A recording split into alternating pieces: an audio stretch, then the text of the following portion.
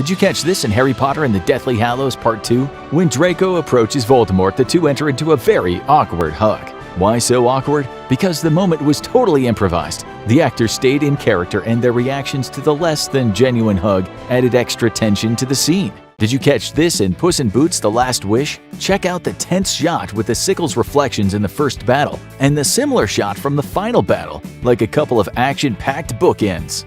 Did you know this about Frozen? Santino Fontana made quite the impression when he auditioned for the part of Hans. For the singing portion, he sang his own version of I Feel Pretty from the musical West Side Story, a song performed in the movie adaptation by the legendary Natalie Wood.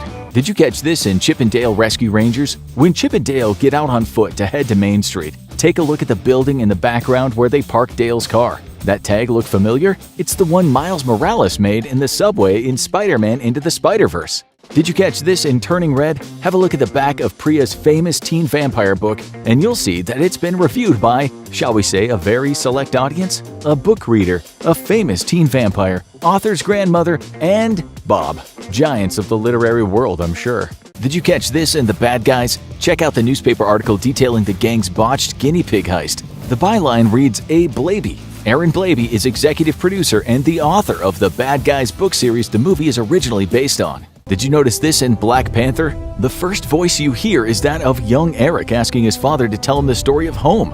The story he's told is that of Wakanda and its people, origins that will later forsake him in his loss of innocence. When you look at it that way, from the point of view of Killmonger, Black Panther is quite the tragic movie. Did you know this about Raiders of the Lost Ark? When Belloc and his Third Reich cronies open the Ark, he recites Brish Shemay, an actual Jewish prayer. But like a typical Nazi, he omits the end, which includes a blessing for the Jewish people. Maybe that's why things didn't go so hot, or rather, went too hot.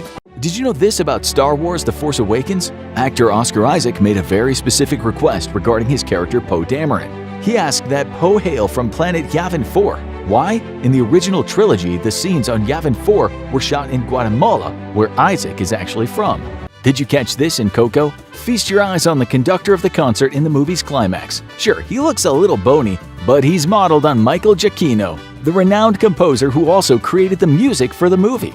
Did you notice this in Onward? Take a look at the map with Ian and you'll find some familiar landmarks. The Brave Wilderness is a nod to the movie Brave, and Loch Lake was featured in the Disney short The Ballad of Nessie.